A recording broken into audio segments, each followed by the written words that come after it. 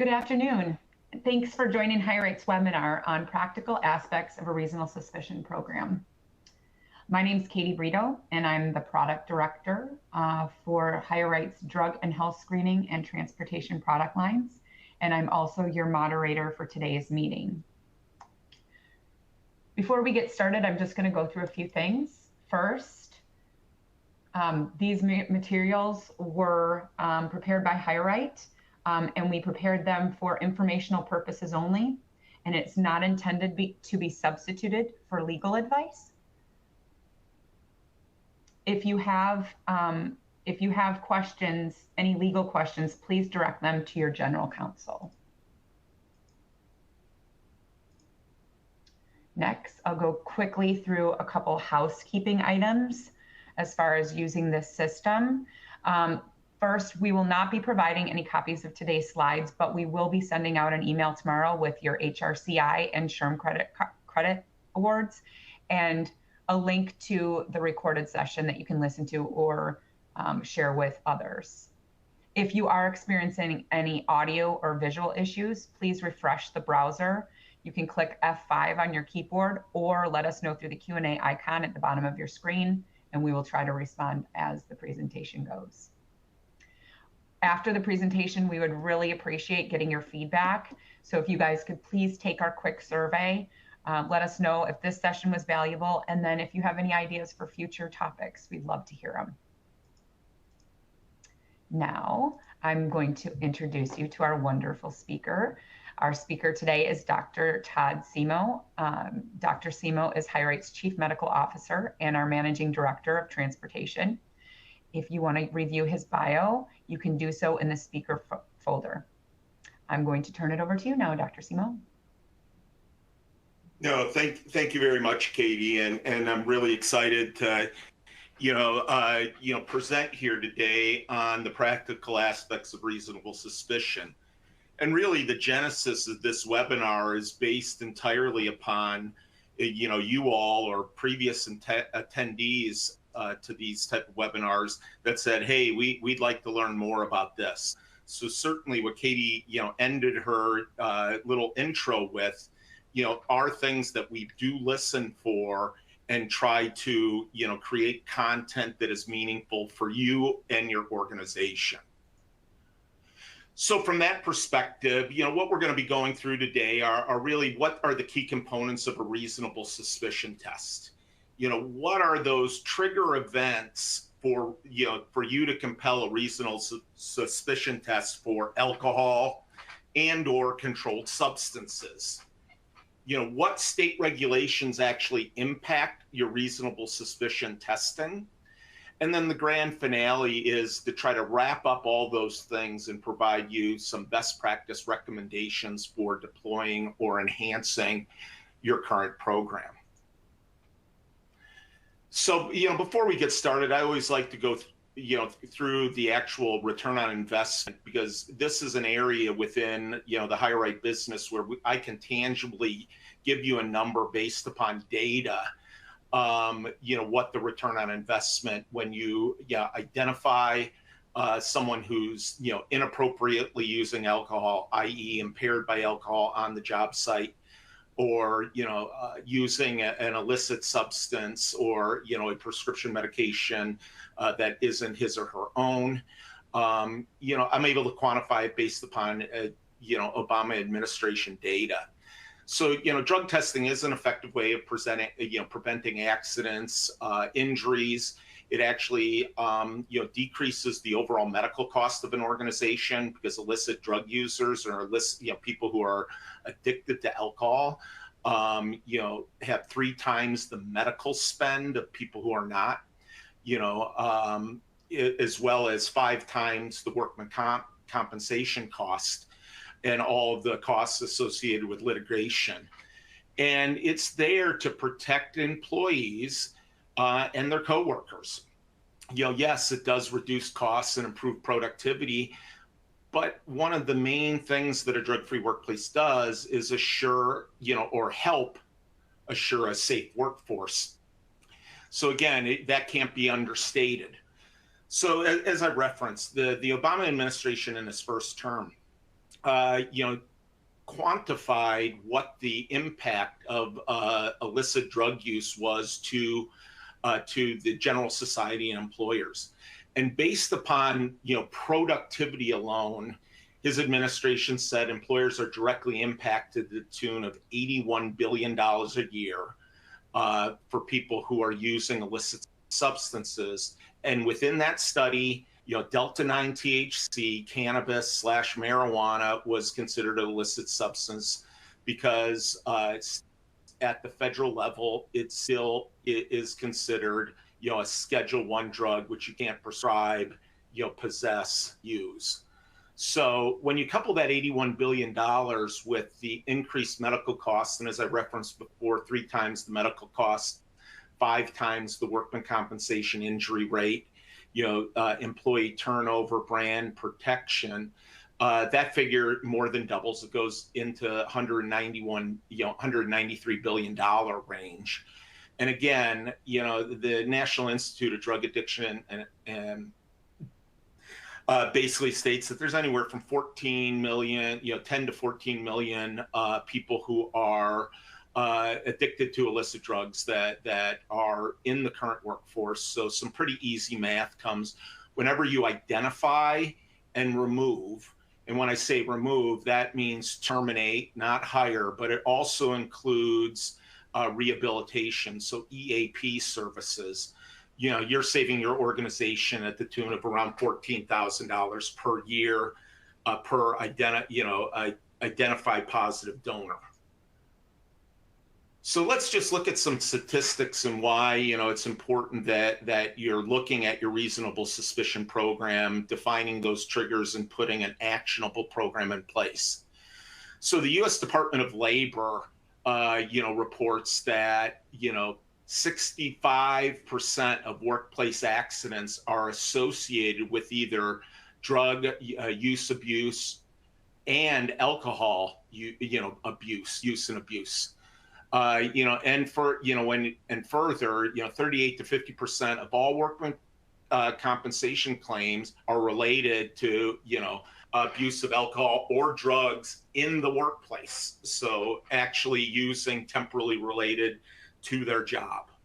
You know, according to the National Transportation Safety Administration, you know, 56% of injured or killed roadway users tested positive for one or more drugs, including alcohol. The most prevalent drug in that, and that study was published at the end of 2022, the most prevalent drug identified in those injured or killed, you know, drivers. Now, again, these are just, you know, regular drivers. This isn't, you know, a commercial transportation data, but 25% of, or just over 25%, that were detected Delta 9 THC. That was followed by alcohol, and then stimulants like cocaine and methamphetamine. And then lastly, to round out the top 4 were the opioids category, drugs like hydrocodone and oxycodone. So again, you know, when you look at workplace injuries, you know, over half of them have something to do with drugs or alcohol. When you look at car crashes, over half of them show that people tested positive. And again, what they were testing positive for were the ones that we'd expect, you know, THC, alcohol, stimulants, and opioids. So again, you know, some further data from the National Council on Alcoholism and Drug Dependence, you know, alcohol in the workplace. You know, so they said 11% of the fatalities in the workplace, the victims had been drinking. You know, a large federal survey showed 24% of workers report drinking during the workday at least once in the last year.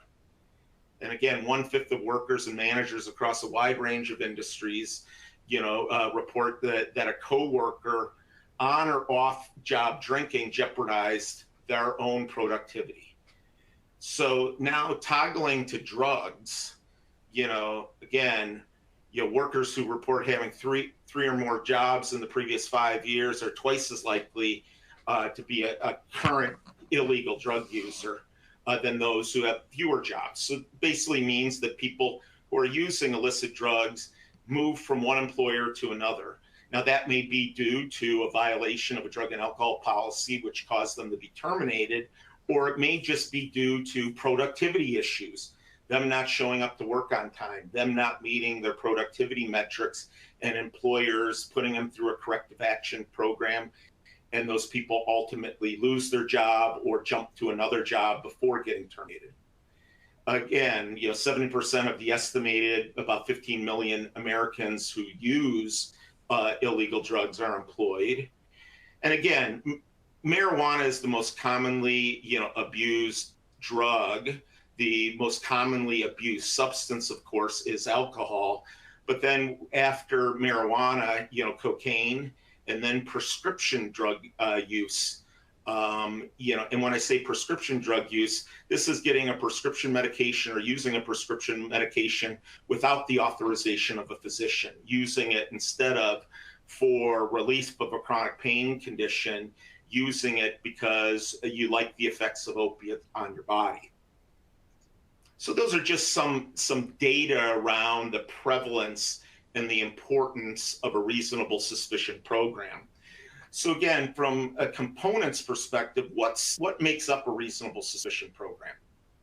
So again, the utility of reasonable suspicion is to identify impaired workers at impaired workers. This is part of a drug-free workplace program, and all drug-free workplace programs are predicated upon being a deterrence-based program. What you want to do is have mechanisms in place to so to speak, detect people, compel testing, and then you want to educate your workers on that in a routine way. And it's that education that provides the deterrence value. It's that policy that defines deterrence value. So it allows people to make good decisions and not use drugs, not use alcohol in an inappropriate way. Don't drink over your lunch break, those type of things. And again, the data is there to show that it does decrease workplace injuries. Again, the drawback to this is you do have to have a mechanism. You have to have procedures in place to run this program effectively. You can't just publish, a policy without training on it, because you need to have, not only trained supervisory staff and employees, you actually have to give them the tools that allow them to administratively compel this testing with the least amount of, so to speak, pain, quote unquote, as possible. You have to have a program that you routinely reinforce and train, and all of a sudden, look at mechanisms to make it easy for those supervisors to go through and document, the articulable observations of impairment that one of his or her workers are showing on the job site. So again, what's reasonable suspicion? Reasonable suspicion is testing an employee based upon, observations of an employee's actions or behaviors that you believe that the person is impaired due to drug and or alcohol use. And I really have to say, in most of my lectures, I really concentrate on drug use. From reasonable suspicion perspective, alcohol use is as important or more important than drugs. So you need to be able to identify those things and compel the testing. And again, what are those observations? They're articulable, meaning you can say what they are.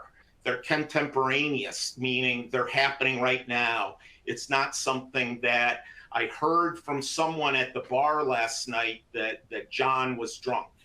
It isn't that. It's an observation that's happening right now. I see that John is slurring his words, and it's right now. And again, it's based upon appearance, behavior, actions, and now the company believes the person's impaired. What it isn't is testing, outside of any observations. It's not profiling. It's not saying, hey, I believe since you hang out with this group of people, or that you're a motorcycle rider, that somehow I'm profiling you to be, that you are more apt to, drink alcohol or more apt to do drugs. So it's not using any personal bias in regards to what you believe about something. So it's not testing outside of any observations. And it's also not testing based upon hearsay. So, I field questions periodically from employers that say, John truck driver is going through a divorce and his wife calls up and says, he drinks alcohol before, going into work every morning.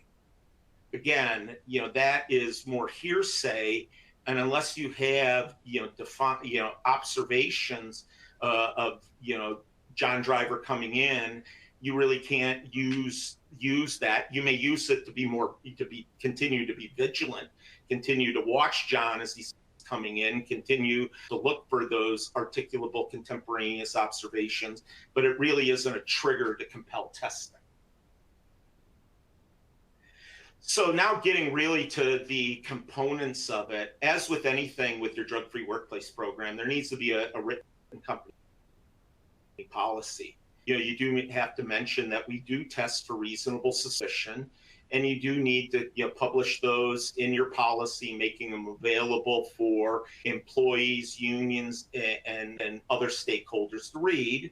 You need to broadly define your trigger events, so the criteria that you'll use for reasonable suspicion testing. It doesn't need to be, in my mind, an exhaustive list. You just need to say, hey, we're going to compel reasonable suspicion testing for alcohol and drugs based upon articulable contemporaneous observations of, appearance, behavior, and so forth.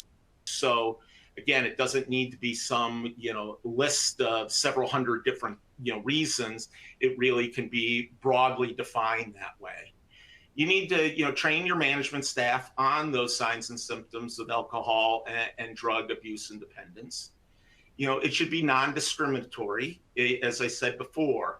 This testing is all based upon trigger events. It's all based upon that articulable contemporaneous observation. So you shouldn't be using this as a way to harass some employee, or, I really don't like Sally and I think she may be a drug user because I don't like her. That isn't the intent of this. And in fact, it's not the intent of any drug screening program. And, that policy should also include, a statement that if, the donor, the identified employee, when you have your, contemporaneous, articulable observations, and you say, hey, John employee, you need to go for a reasonable suspicion test. If John declines, I don't want to do that. I don't believe in alcohol testing. It's my body, my right to do whatever I want.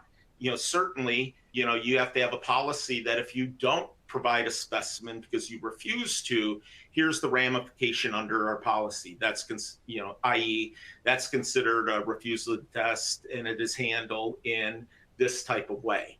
And in many, companies that I talk to, those refusals to test are handled in a different way than a positive result, because a refusal to test, many times companies use that as that you're just not following through with directions and we're just going to terminate for cause. Whereas for a positive test, they may say, hey, if you go through rehabilitation and do this, you can get reinstated. So there can be a different policy for that refusal to test and that positive, positive alcohol or drug test. So again, from a general reasonable suspicion process, the first thing is the employee is identified. So, someone sees Sally, employee, and Sally has, observations, of impairment that are happening right there and then. Then, those observations need to be documented. And ideally, more than one management person should observe and make, and document that impairment, whether they use the same document and co-sign it, whether you use separate documents. Ideally, and if possible, two management people should do it, because then you can't, then the donor can't say, Sally can't come forward and say, June never liked me. That's why she made these things up about me. And that it wasn't true. If all of a sudden there are two management people, they can say, not only June did I see it, but also John saw it, and therefore they're compelling this test. But again, in some circumstances, that's not possible. You may be a smaller facility or running a 24/7 factory, and the third shift may only have one management person as part of it. So again, you can do it with one person, but ideally it is two.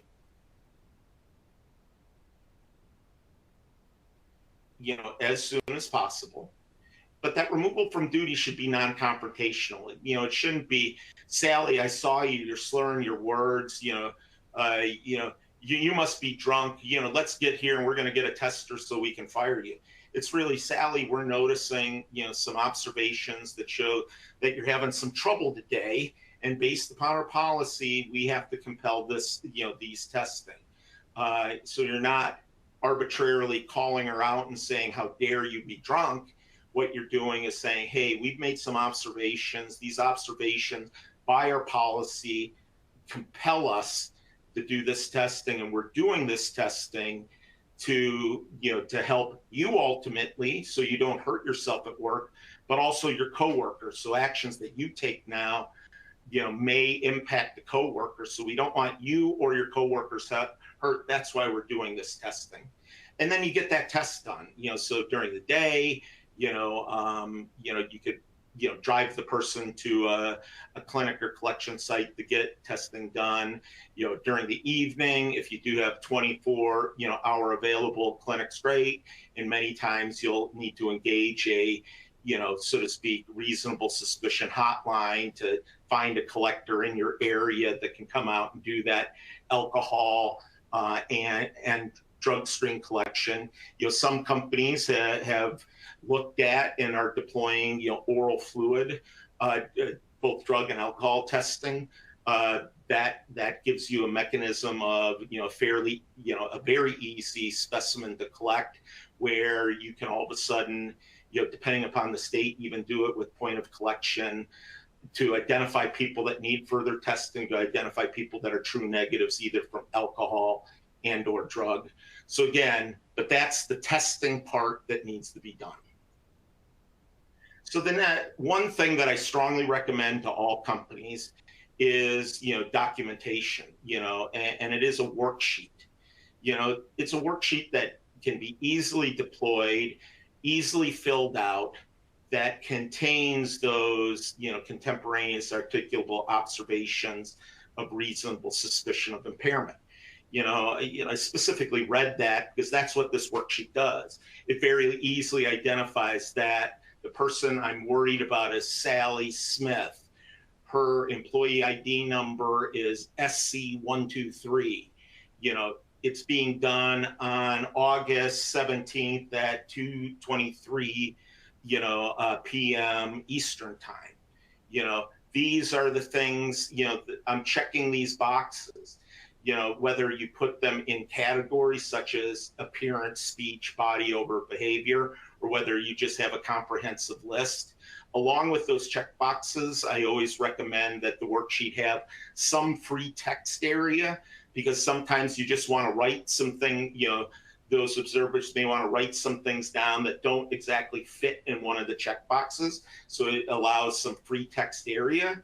And then the person should, so to speak, state their name and sign that, so they made observations on Sally Smith as this is June's supervisor, and June's supervisor signs her name, dates it, and moves forward. So again, and that documentation should be completed, after you make those observations and while you're sending the person or compelling the person to go test. So it's really a bad form to kind of fill out the observations after the fact once you get the results back. And, in many instances, that alcohol result will be back, within, 45 minutes of an on-site breath alcohol technician being at your facility. So again, it is a best practice to have this documentation done prior to any test results coming back, so you could say that I made these observations without even knowing what the result was. So therefore, when I said Sally smelled like alcohol and was slurring her speech and stumbling, when that alcohol level comes back at 0.12, you can say, hey, that I made those observations independent of knowing what her level was, and now her level supports what I saw. Therefore, you have a true case that is far more defensible if an employee challenges it. So, the first polling question here, and again, this is also, from your comments that, you'd like some polling questions along the way. So here's what we have. Does your organization use a reasonable suspicion worksheet? Answer A is yes, they do. Answer B is no, we don't. And it's all right to say, hey, answer C, I'm not sure what we use. So again, I'm going to give you a few seconds to make that choice, and I'm going to move to the results page. So again, it's a nice mix of a small majority uses a worksheet. The next group that's almost neck and neck with that, say no, we don't. That you have some other mechanism to do it, and about 13% of you say I don't know. So again, every company is different and every risk culture is different. So therefore, my recommendation of a worksheet may not work for your organization, but I actually do a lot of testimony on behalf of our clients. They ask me to come in and be a professional witness to defend. And I always find it's, that worksheet very useful, because I can then tie the observations made prior to the result with the potential, with the final result, and say the observations that they made of, bloodshot eyes and stained fingertips actually support that this person was recently using THC, because THC is what the drug screen was positive for. So again, that's just a recommendation I have. If a question comes up, hey, does HireRight have a worksheet they can provide us? That answer is no. There's several good templates available online, but we ourselves don't propagate such a worksheet. We would prefer you to work with your, attorneys, risk management groups to define and create those worksheets yourself. So from a testing perspective, the testing should occur as soon as possible. You don't want a huge latency delay between when you make your observations and when those tests are done. The primary reason for that is really the alcohol test. Alcohol, so to speak, metabolizes out of our body at a fairly unit rate per hour. And therefore, the more time that you wait to get that alcohol test done, there is a chance that a positive alcohol test will become negative. So, you want to get that alcohol test done as soon as possible, and you want that to be collected prior to any drug screen being collected. From a drug screening, panel perspective, my recommendation, and I'm a huge advocate of the standard 5-panel drug screen. So the drug screen that looks for evidence of delta-9 THC, otherwise known as marijuana, looks for, the common stimulants like cocaine and amphetamine products, looks for opiates like, heroin, morphine, and codeine, and looks for PCP. The reason I think a 5-panel test is perfect for employers, the majority of employers, is these 5 drugs were chosen to look for illicit drugs, to look for drugs that are impairing, addictive, and cause, employment issues, and it's looking for illicit components. Now, yes, there is, prescription Marinol, which is THC. There is, nasal surgery does expose you to cocaine. There are amphetamine medications. Certainly opiates like codeine, morphine are prescribed. PCP is just a Schedule 1 substance that right now is completely Schedule 1 and illegal. But these are really, even from an opiates perspective, why they included codeine and morphine is heroin has a very small detection window, particularly in urine. Therefore, the codeine and morphine is used as a potential marker for heroin. And if there's really high levels of codeine and morphine, even if the heroin level isn't detected and the person has no prescription for it, poppy seeds wouldn't be a reason for that. And I have to call it a positive based upon that. So I think this 5-panel test works for the majority of employers out there. Now, you can broaden out that panel to include opioids like hydrocodone, hydromorphone, benzodiazepines, Valium type medicine, barbiturates, typically in the United States are used as migraine headache medicines or headache medicines. Phenobarbital is used as an anti-epileptic. And there are many, many more in there. But if you're going to make the decision of having a broader panel test, you should have a reason of why you're broadening that out. It may be, hey, we're in an area of the country where opioid use and abuse is really, really high. That's why we need it on our panel. Or we're in healthcare and we need to look for fentanyl because of the drugs that our providers have access to. So if you're going to broaden out the panel, you should actually have a reason why you're broadening out the panel and just not, oh, we're broadening out the panel just because. Because entering in those other kind of prescription medications into this all of a sudden cause noise in your program. And when I say noise, they may come back as positive. They have to go through the MRO process. And the MRO process isn't there to say, is this person impaired from hydrocodone? The MRO process is there to say, does this person have a legal verifiable prescription of hydrocodone? Those are two different, so to speak, two different bars to jump. And therefore, the MRO process really doesn't help in the reasonable suspicion world. It's not there to detect impairment. It's there to detect whether they're using it, can be using it legally or not. So from, a specimen choice perspective, for alcohol, the primary specimen, in the United States is breath.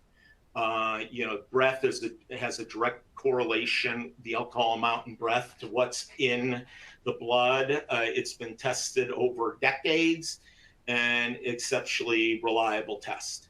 Now, there's a couple states like Minnesota and Maryland that for the non-regulated working group, that you can't use breath because within their drug-free workplace statutes, and they put alcohol within the drug-free workplace, that a donor has to have the opportunity to challenge the positive result.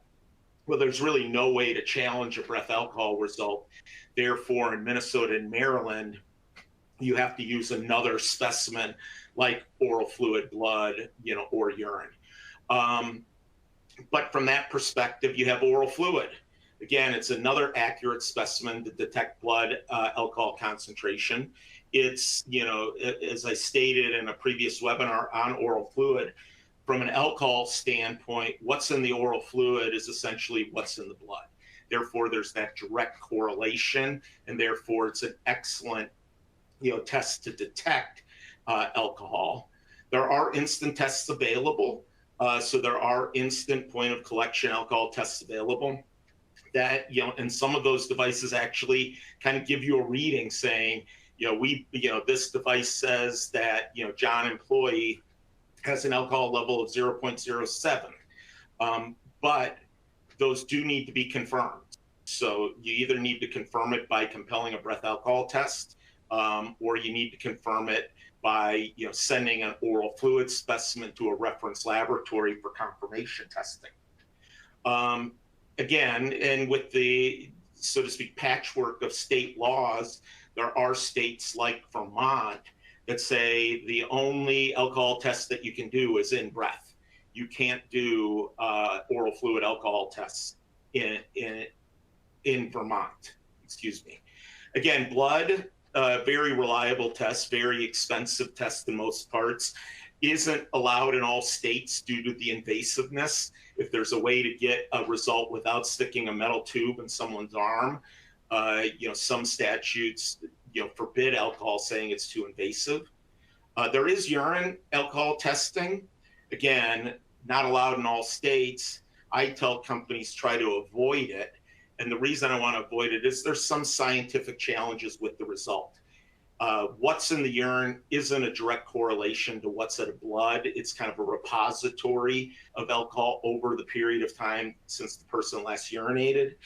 And there is the potential that if someone has sugar in their urine because they're a diabetic, because they eat Jolly Ranchers and they accidentally urinated on their hand when they were manipulating the cup, and if there's bacteria or yeast, because this isn't a clean catch specimen, it's a direct catch, that yeast or bacteria in the urine with some sugar can actually cause them to take that sugar and convert it to alcohol. So, in that scenario, quote unquote, you're making urine wine, but that does happen. And there's been some very successful legal challenges to positive alcohol results based upon that. So I said, is it available? Yes. Should you use it? My recommendation is no, but there may be use cases that's the best thing that you can do. And therefore I would say use it, but use it with caution. From a drug testing perspective, urine is there, it's allowed in all 50 states. There's really no prohibition. There's instant tests available. However, they need to be confirmed, and instant tests aren't allowed in all states. Oral fluid, isn't allowed, laboratory-based oral fluid, and even point of collection oral fluid isn't allowed in Vermont. Vermont is just oral fluid unfriendly. It has a great temporal relationship to use. It is a blood analog. It has a great relationship, and I can actually extrapolate from a level to when the last person used THC.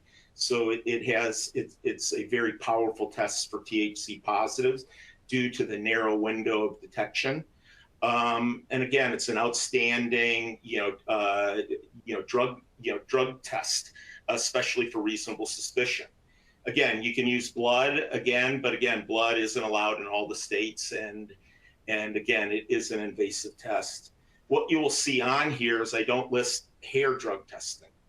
There's really no utility for hair drug testing for reasonable suspicion, because hair drug testing, when it's, if it's positive, that positive was detected of drug use 7 or 10 days ago, not right at the time of collection.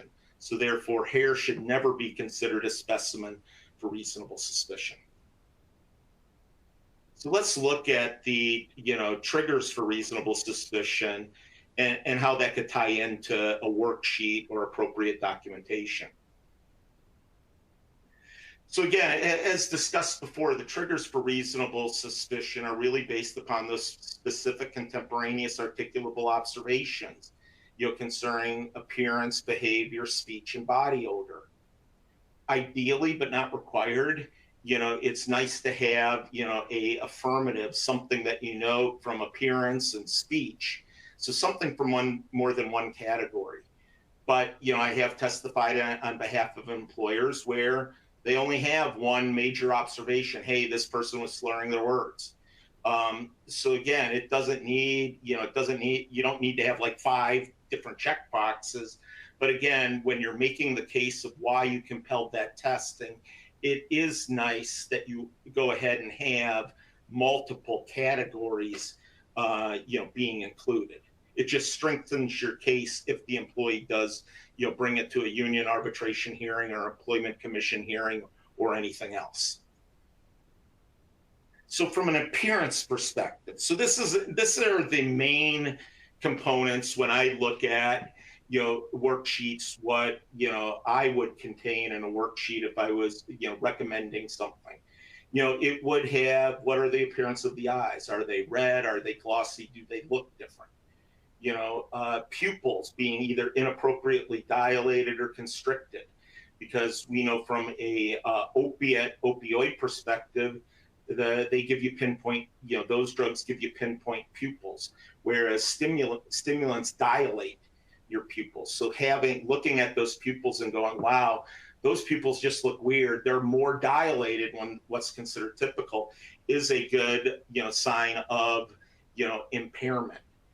As I said, stained fingertips, inappropriate runny nose, irritated nose. If someone's, profusely sweating, when it's not appropriate, certainly something, needle marks, needle tracks. I mean, again, that's, if you do see them, it should be a compelled testing right away. But again, they're hard to observe. Wearing long sleeve shirts in hot weather to cover the tracks. So again, I've had the experience with this where employers are come to me saying, we have this guy and he's showing, constricted pupils, and, he's always wearing long sleeve shirts, and we're here in Virginia and it's 98 degrees and he's still doing that. So again, that's another observation based upon appearance. Nystagmus is jerky eye movement. So if someone used alcohol over lunch and used enough of it, their eyes will start kind of going back and forth inappropriate. So that's what nystagmus is. Again, drooling, poor hygiene, or really change in hygiene to the detriment. So if someone's always neat and tidy, and then over a period of time you see them all of a sudden, their hygiene is worsening, that's actually an observation based upon appearance. And it's really, again, that change in hygiene is really important. Behaviors, impaired coordination. So again, I'm not going to read through each one of those like I did appearance, but when you look at behaviors, you're really looking at people that are either acting lethargic or acting way too energetic. So it's almost one or the other. So it's, many of these in this category really go to that in regards to they're either acting hyper or acting very lethargic, they're having mood swings, they're just can't be excited due to anything. And then, from a behavior, people with unsteady gait, impaired coordination, certainly that is a behavior that should lead you to believe the person is impaired. So the next two categories I kind of bundled together, but from either you have slow speech or fast speech, right? You're slurring words or you're speaking unintelligibly because you're speaking so fast. And again, smelling like alcohol is a trigger. Smelling like a skunk, i.e. the very noticeable smell of delta-9 THC, the cannabis, certainly is a body odor that can compel testing. Inappropriate use of perfume to mask another smell. So all of a sudden someone comes in and they have a large amount of perfume or cologne on that day that just seems inappropriate to them. And again, then if that's together, bundled together with someone that now they have slower than normal speech and they're lethargic, guess what? That kind of three observations is a very strong reason to compel someone for that drug and alcohol test. So again, documentation, we're going to hit, kind of reinforce again, you need to document why you had reasonable suspicion. And again, appearance, speech, body odor, behavior, and it's based upon what's happening right then in front of you. Again, as stated before, the documentation should say who the person is and who's making those observations, as well as when are those observations being made. A second management person should validate those observations or make his or her own. And then, as stated before, the documentation should be done before the tests come back. And the documentation should be retained in a confidential manner. It's not something that said, hey, we compelled, Bob to go get reasonable suspicion tests for alcohol. And these are why we made Bob go do this. No, you don't put that up in the bulletin board. You don't broadcast that over the loudspeaker. That's something that's kept within a need to know basis. So as stated before, there are some states that have, some regulation about what constitutes reasonable suspicion. And I believe there's 15 jurisdictions that have something to say on reasonable suspicion. So I can't go through all 50 states, but I'll kind of bucket them for you. So Alabama, Maine, and Montana essentially say, hey, you need, if you're going to do a reasonable suspicion test, you need articulable observations of impairment that need to be validated by a second supervisor. And the testing needs to be done within this narrow range of time. The alcohol test, ideally within 2 hours. If it can't be done within 2, you go to 8 hours. And if you can't get it within 8 hours, you don't test for it. The drug screen needs to be done within a 32-hour. They essentially have taken what DOT says about reasonable suspicion tests and codified it within their drug-free workplace statute.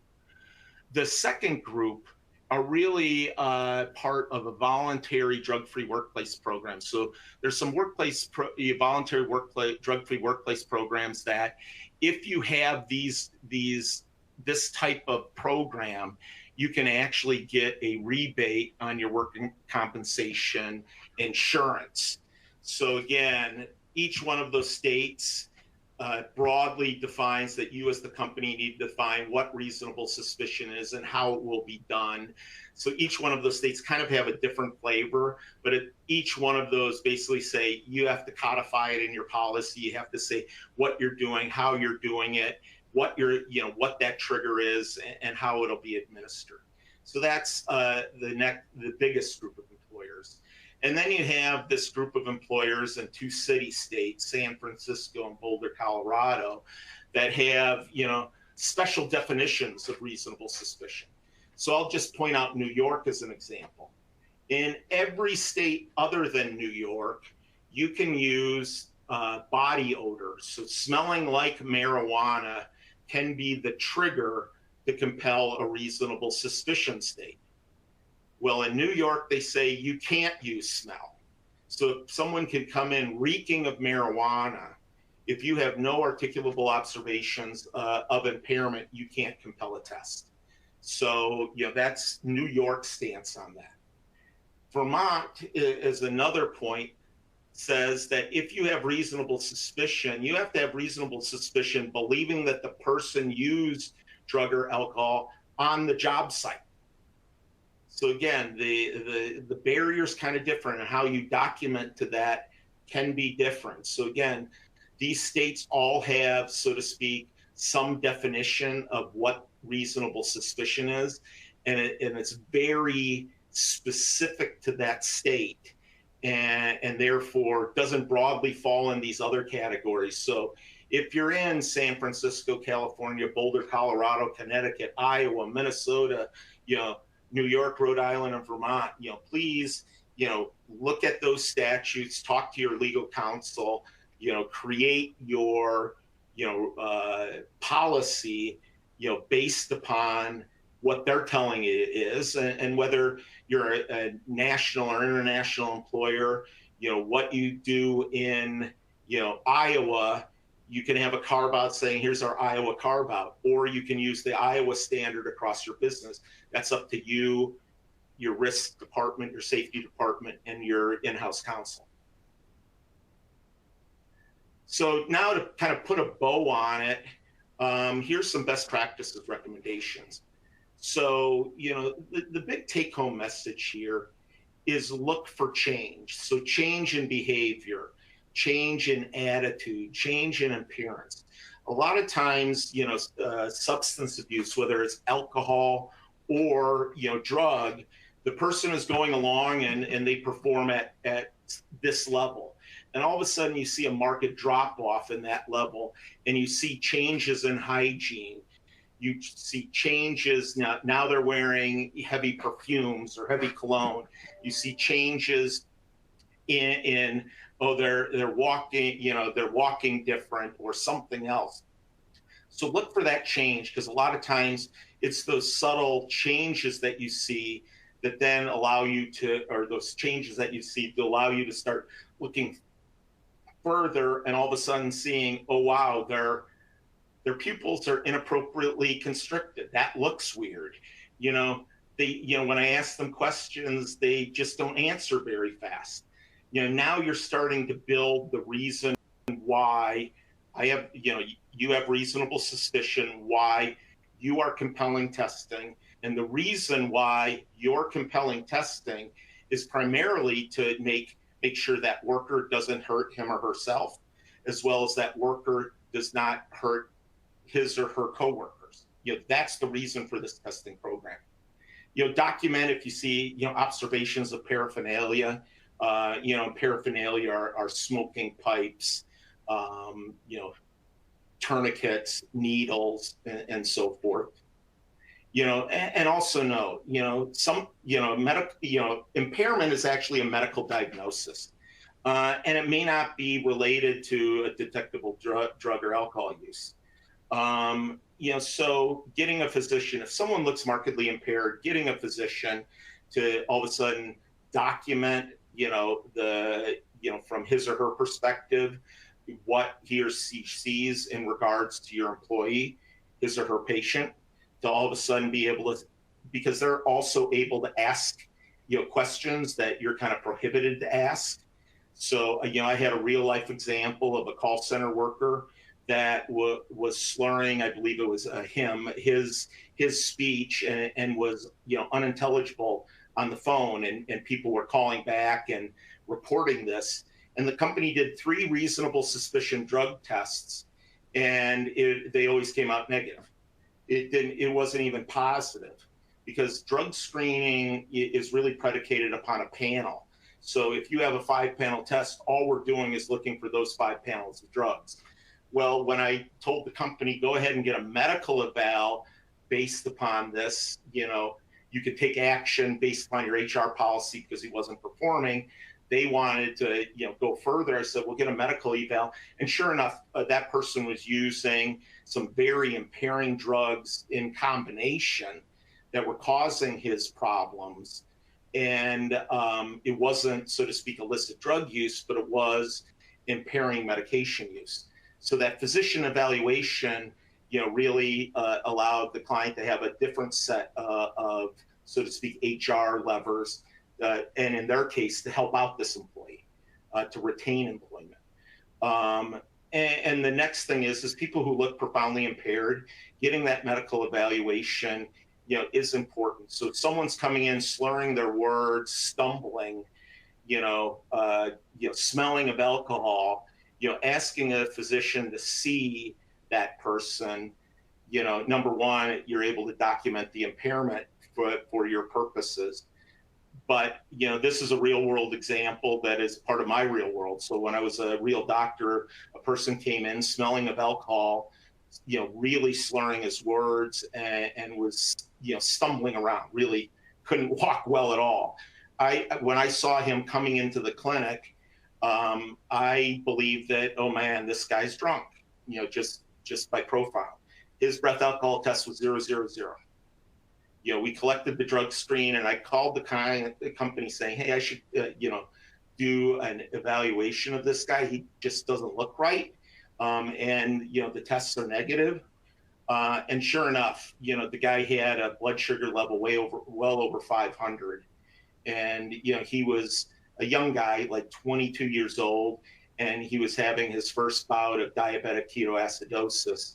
So, the company allowing me to see him, saved that guy's life, because we were able to admit him to the intensive care unit, get him on IV insulin, do all the things we needed to do, to help him out. So, so when you really see someone who's profoundly impaired, getting that evaluation is important.